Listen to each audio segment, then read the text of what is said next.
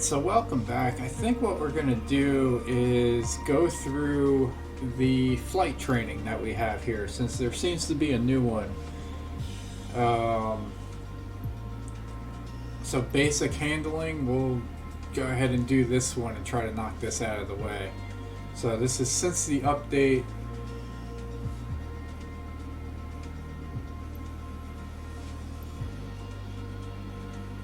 Oh, nice. So we got all types of stuff now. Yeah, so let's go ahead and do the introduction.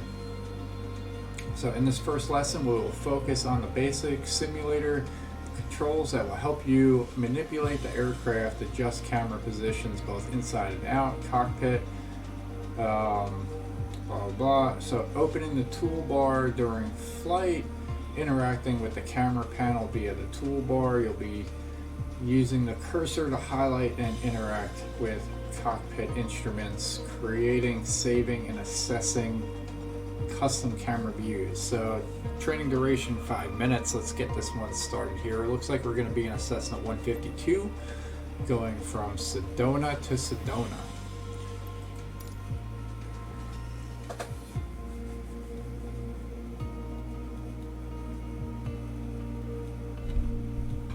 So parts of the plane here, you got number 1 is the aileron, 2 is the flaps, 3 is the rudder in the back, 4 is the elevator, and 5 is the trim.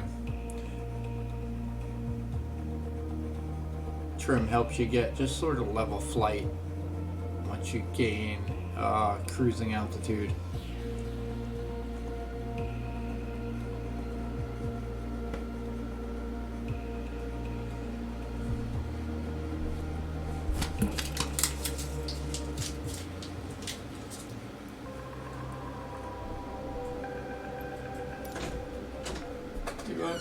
Welcome to Sedona. I'm Captain Jess Molina, and I'll be your instructor. Okay. For this lesson, we're going to start on the ground and focus on some basic concepts. Yeah, hang out 1 second. Fundamentals every pilot needs to know before hitting the skies. This is your plane, a classic, the Cessna 152. Take a look around it. Alright, so look around using shift.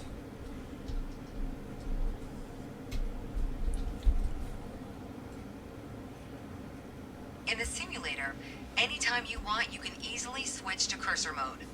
The cursor is handy for interacting with menus and cockpit controls or instruments. As you can see, activating the cursor also displays the toolbar. The toolbar is a quick access menu that allows you to control various aspects of the simulation. Try to find and open the basic controls panel. The basic controls panel is a useful reminder of the button layout for the devices you're currently using. Now try to find and open the camera panel in the toolbar.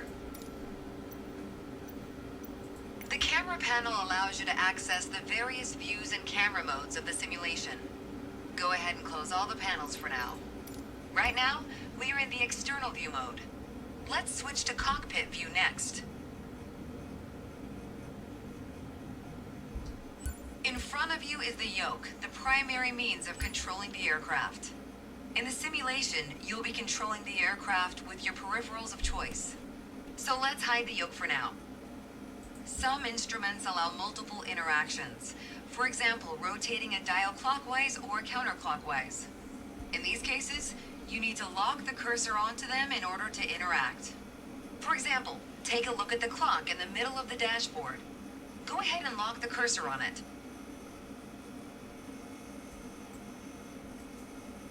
Now change the clock time.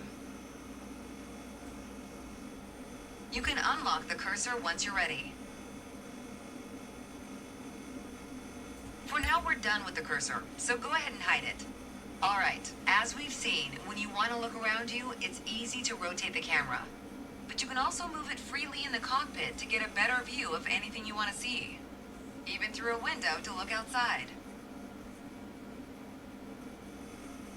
Or do a windshield. Mm-hmm. Whoa. So, all right. Pro tip. Once you find a a camera position you like, you can save a shortcut to easily get back to that view anytime. Ooh, I guess we can take a shortcut.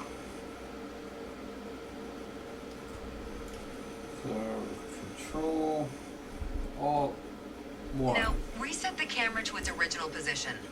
Then try switching to your custom one again.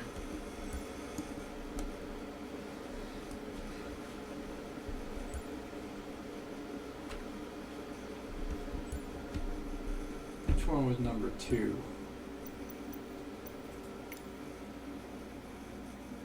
That one.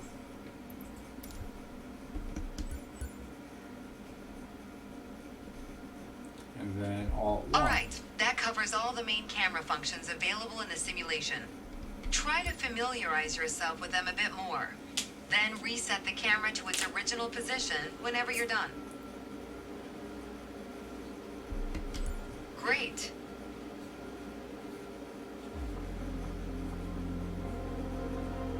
Alright, so we finished that one. We'll move on to the next one. Is it the? Can I pick a new plane? Hang on, no. We gotta continue on to the training menu. A training menu? Yep. Oh. So we did that one. Now we got Aircraft Essentials. Learn about Yoke and reading basic instruments.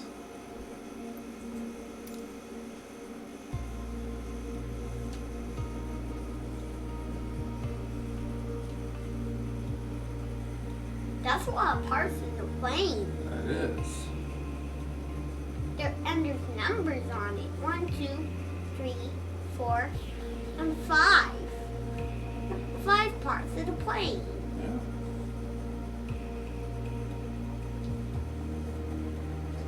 I know that part, the tail. That is the tail. Some planes have tail. Yeah. And I still wonder why they need a tail. Let's get you familiar with the aircraft, a Cessna 152, and a few commands to navigate it through the skies. In front of you is the yoke. The yoke is like a steering wheel, more or less. Turn it left or right to control the ailerons and bank the aircraft into turns. Look at the trailing edge of the wings while turning the yoke to see the effect on the ailerons. A green plane on our left. Okay. Now, the difference between the yoke and a steering wheel is you can pull or push on the yoke.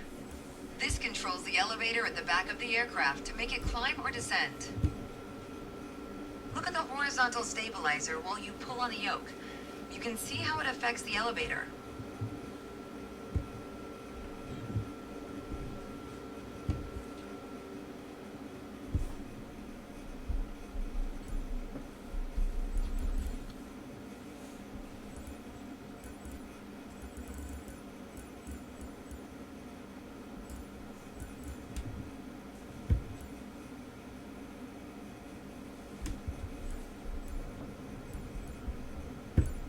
Nice.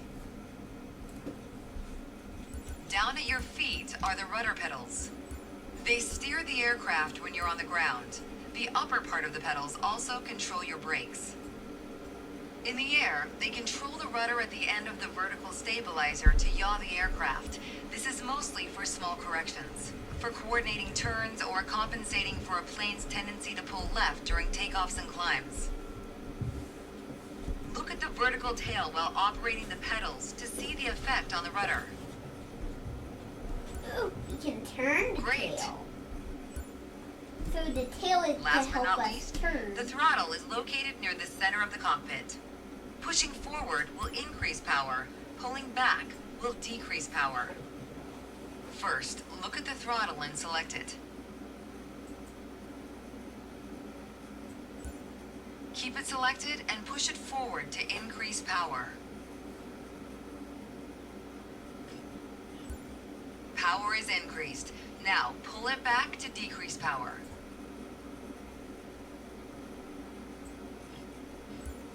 Power is decreased. Now we'll do the same without focusing on it. Deselect the throttle. Look away from the throttle and increase power. Throttle to idle. Excellent. When the engine is on, you'll be able to see the power change on your RPM indicator. You'll find it on the right side of the dashboard.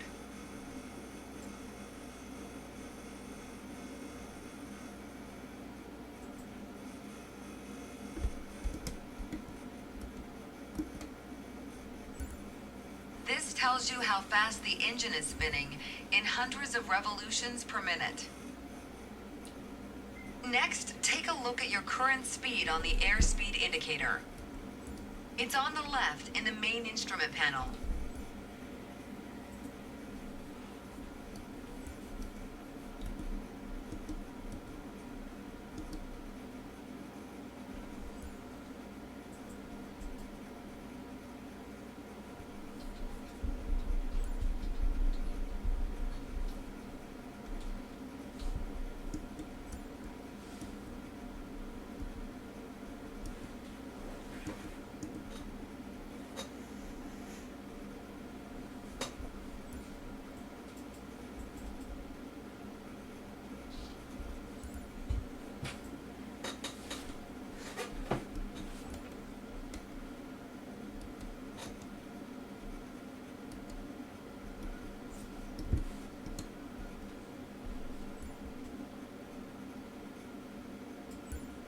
It measures the speed in knots. To check your altitude, look to the altimeter. It's on the right side of the main instrument panel. The altimeter has 3 hands, similar to a clock. The long, thick pointer indicates 100-foot intervals. The short, thick one is 1,000-foot intervals, and the long, thin one, 10,000-foot intervals. That's all for today. Next time, we'll see how it feels in the air.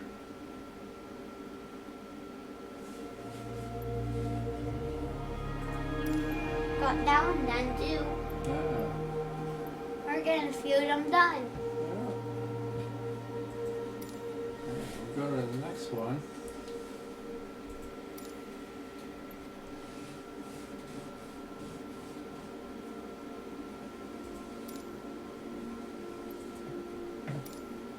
Fly. We're gonna fly. Yeah. Like, ice coming in. Yeah, hey Maddie.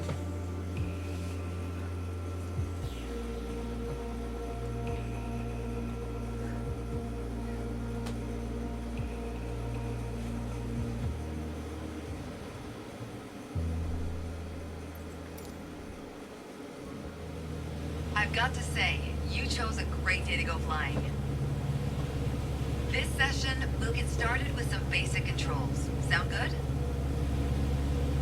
First things first, let's get familiar with your surroundings. Out your side windows, you can see we have great visibility over Sedona today. What? I This thought is Maddie was Red going Rock to jump on territory. my chair. Beautiful, isn't it? It was like, look at what? See if you can spot the Sedona airport. The runway should be a pretty easy landmark to find. There you go. Visual confirmation on the airport.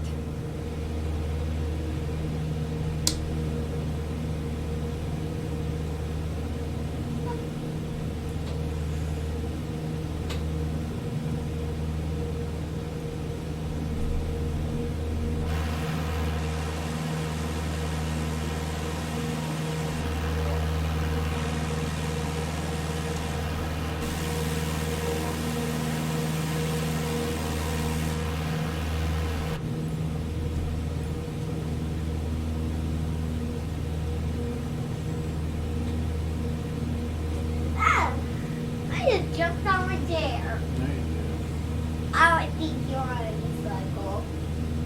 Want cycle, Maddie?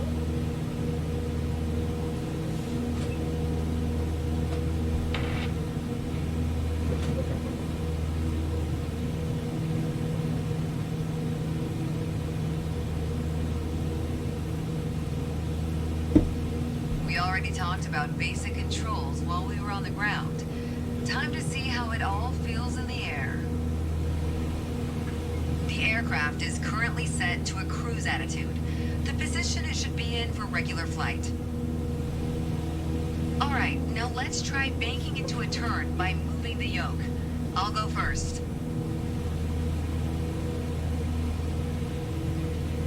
She is driving the plane. She is. I didn't know she could drive a plane.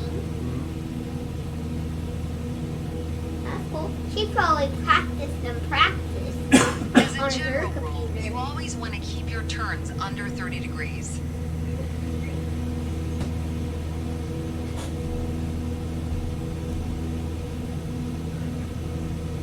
Go ahead and try rolling to the right. You have controls. Turn right, toward the city of Sedona.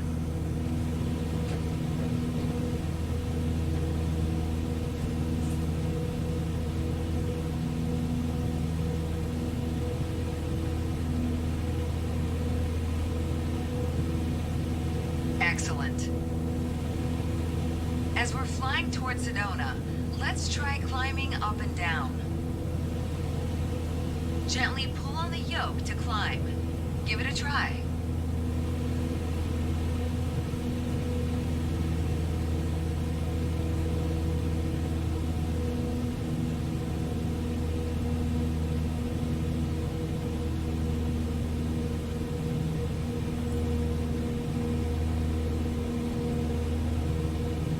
Excellent. For the descent, it's the same principle, except you're pushing on the yoke. Go ahead, gently pitch down.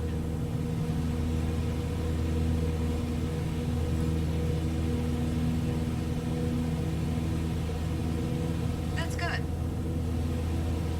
Okay, time to find the airport again. Look around, and when you found it, make a turn in that direction.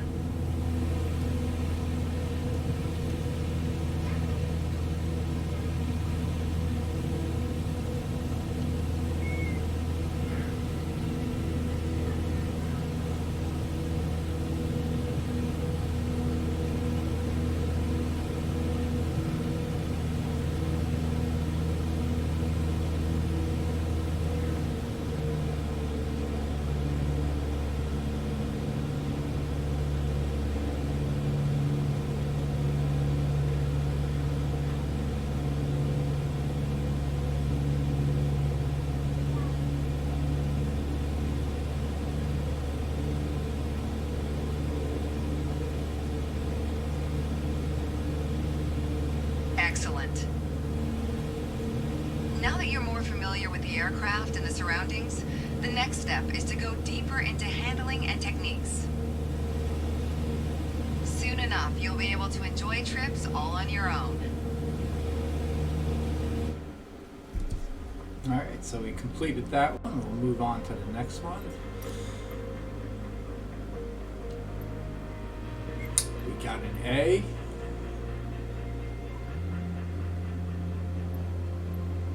Go back to the training menu.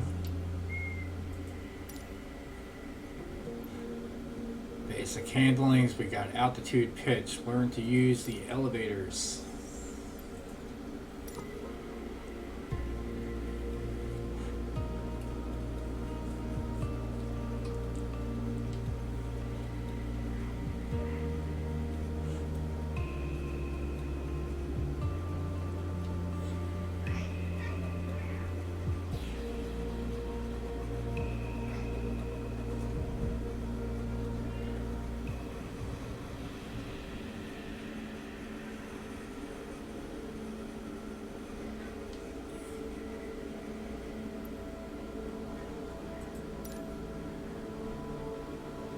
To help demonstrate pitch, I've drawn 3 lines on the windshield. Notice how the middle line matches the horizon while we're flying level. This is the cruise attitude. The lower dotted line is the climb attitude, and the upper one is the descent attitude. Let's dig deeper into what that means. Okay. Pull back gently on the yoke until the climb attitude line matches the horizon. Then maintain that attitude.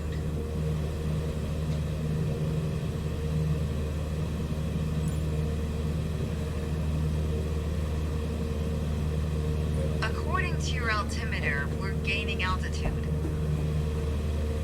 But we're losing airspeed, proving you can't avoid basic physics while making a climb. Excellent. Now let's level back out. Our speed is increasing and our altitude is stable. All right. Push gently on the yoke until the descent attitude line matches the horizon. Then maintain that attitude. As expected, with a nose-down attitude, our altitude is decreasing while our speed is picking up. Great. Okay, bring us back to level flight. Now your speed is decreasing and your altitude is stable. Nice. That was excellent. Being able to maintain a precise and stable attitude is key to performing all types of maneuvers.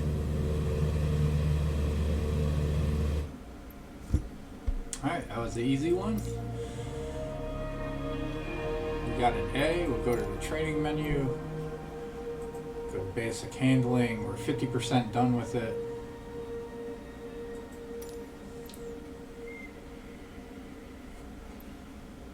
So we got turn rolls.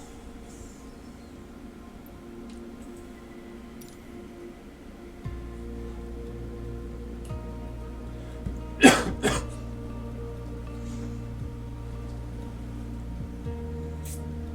feel like this is a little more detailed than last time.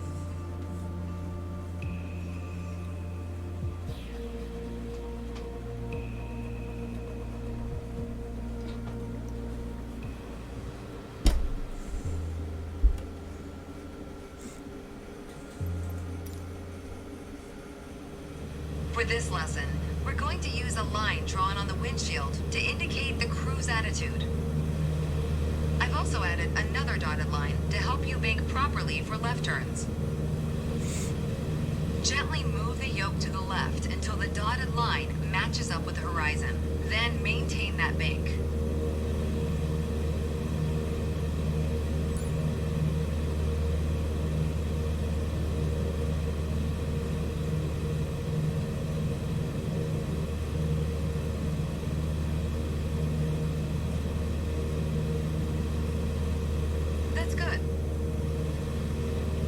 Watch your altitude. It wasn't constant during the turn. Now let's see you level back out.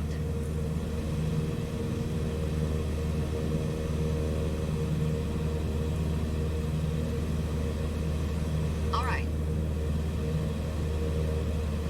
For the next step, turning to the right, let's see how you do on your own without any markings.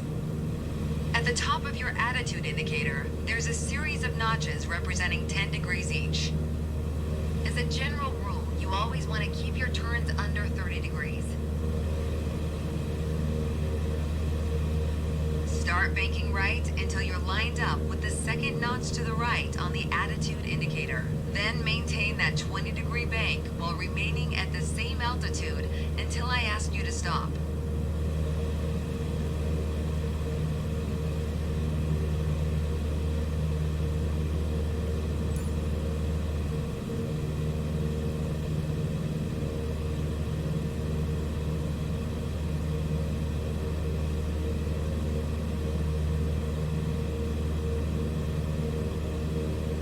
Nice.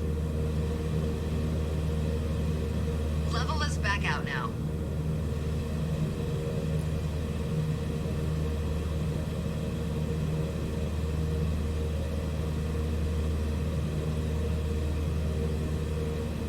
That's good. Remember to maintain altitude while leveling off. Wow, great job.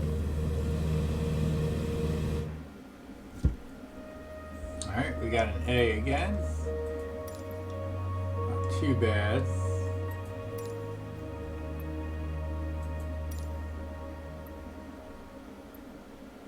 Power settings.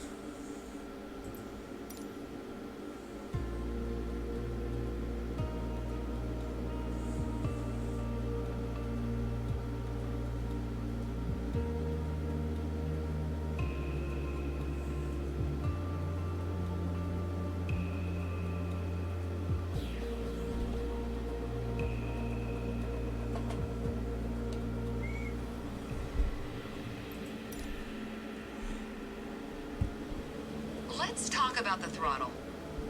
If you have the need for speed, then the throttle's for you. Full control over the power output of the engine. In the Cessna 152, that relates directly to the RPM displayed on the tachometer. Pull back on the throttle to reduce RPM to 1800.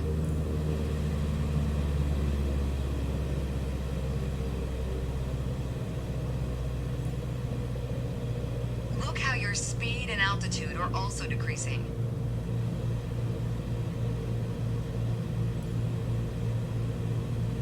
Excellent. Okay, let's throttle back up to 2400 RPM.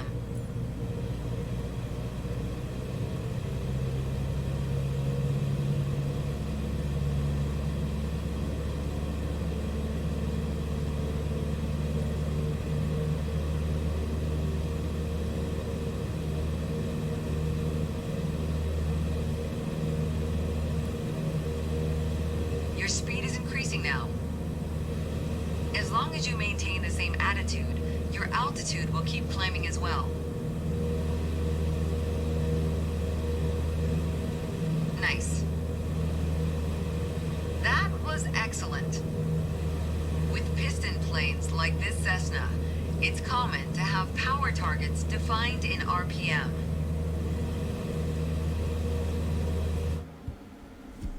Alright, simple enough. 75% complete, and we're going to do straight and level flight, maintaining trim for smooth flight.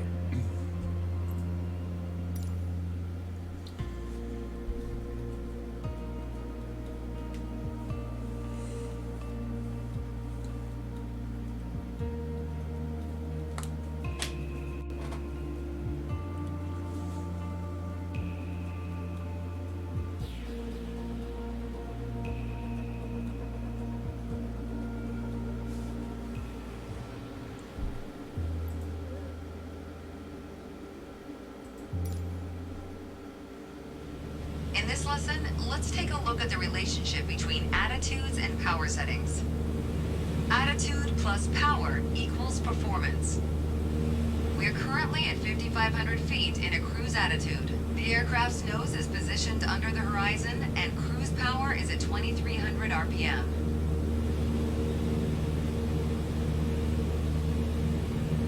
Try to reduce power to 2,000 RPM while maintaining 5,500 feet.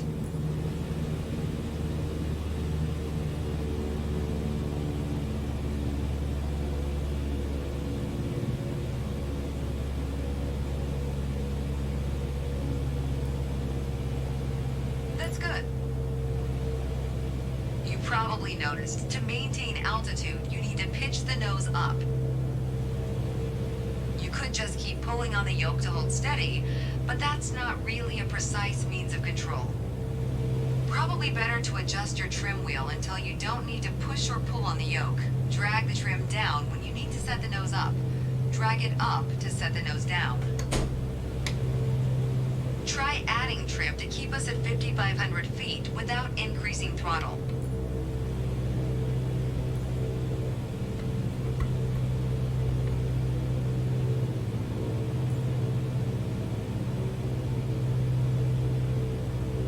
Nice.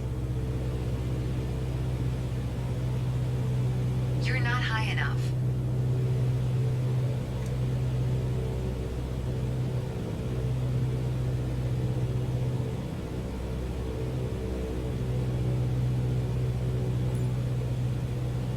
Increase power to 2,300 RPM while maintaining 5,500 feet. Get us back to a cruise attitude.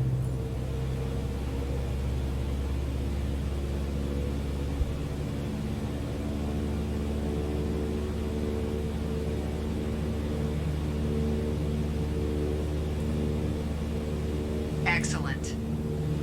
Now adjust the trim.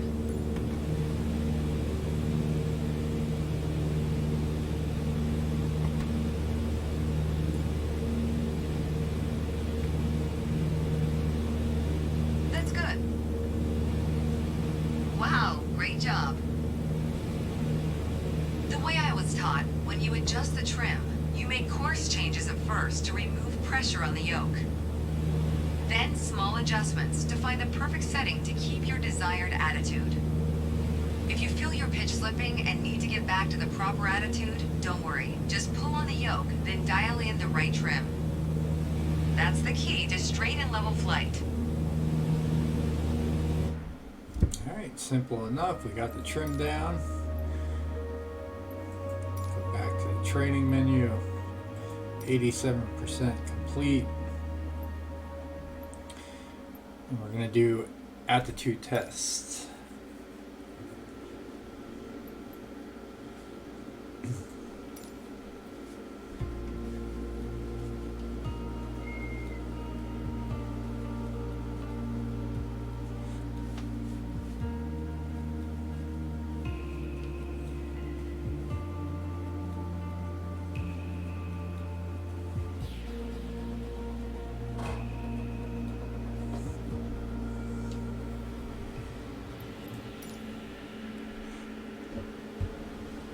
The art of maneuvering a plane through the air isn't a mystery to you anymore. Now it's time to test the skills you've learned. As you can see, we're cruising at 6,000 feet on a north heading of 360 degrees. Start by descending to 5,500 feet while maintaining a northerly heading. Alright, 5,500 feet. Push down. While descending, reduce throttle to avoid overspeed. Reducing the throttle.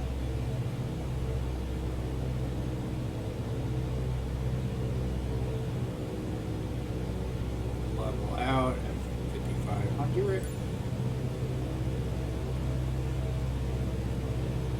That's good.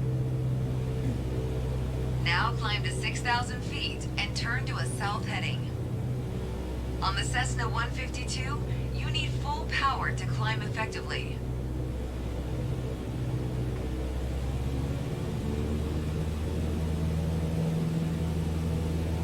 You put your plane in a dangerous situation.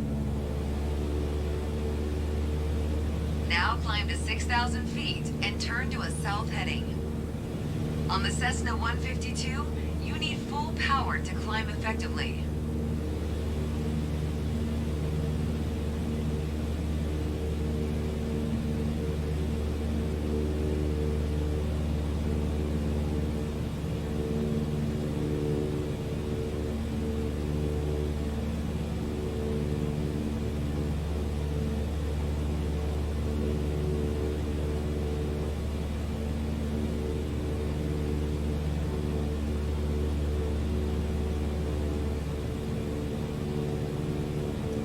Still climbing, still turning.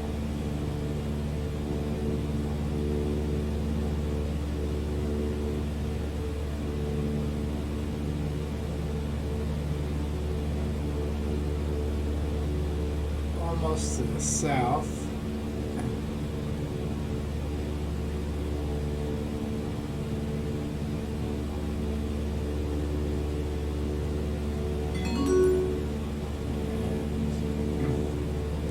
Almost to 6,000. Nice. All right, next exercise. Maintain your heading of 180 degrees. Stay at 6,000 feet and adjust your airspeed to 80 knots.